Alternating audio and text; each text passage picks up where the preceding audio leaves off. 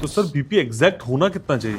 जितनी आपकी pipeline elastic है उतना आपका बीपी नॉर्मल। लेकिन क्या सर महिलाओं में और पुरुषों में भी ब्लड प्रेशर अलग अलग वेरी करते हैं? जब मेनोपॉज हो जाए, मेंसेस रुक जाए, उसके बाद फीमेल्स में ब्लड प्रेशर के चांसेस बहुत बढ़ जाते हैं। अर्ली मॉर्निंग्स हार्ट अटैक भी इसीलिए होता है? बीपी का और हार्ट अटैक का, बीपी का और स्ट्रोक का बहुत नजदीकी रिलेशन इसी वजह से है क्योंकि जब प्रेशर्स बढ़ेंगे अंदर के ना तो अंदर की पाइपलाइन अंदर से फट जाएगी। कई डॉक्टर से दुकान बंद कर देंगे यार। एक पेशेंट को डॉक्टर नहीं, एक ट्रस्टेड फ्रेंड चाहिए होता है। हाई ब्लड प्रेशर ज्यादा खतरनाक है कि लो ब्लड प्रेशर ज्यादा खतरनाक तो उस लो बीपी की कोई ट्रीटमेंट करने की जरूरत नहीं। है? सर डॉक्टर के हाथ लगाते बीपी क्यों बढ़ जाता है? डॉक्टर के पास जाके बीपी कम मिलता है और घर में जब पेशेंट रहता है तो बीपी बढ़ा हुआ रहता है। बीपी बढ़ गया, अब तो तुम्हारी दवाई शुरू हो गई है और ये दवाई तुम्हें जिंदगी भर खानी है। वजन अपना कम करो कम से कम 5 से 10% और देखो बीपी आपका ऑटोमेटिक नॉर्मल, कोई गोली लेने की जरूरत नहीं है। स्ट्रेस लेवल ज्यादा है तो बीपी बढ़ेगा ही बढ़ेगा। तो जो गोली हम खा रहे हैं उससे बीपी ठीक नहीं होगा? होता ही नहीं है, हो ही नहीं सकता।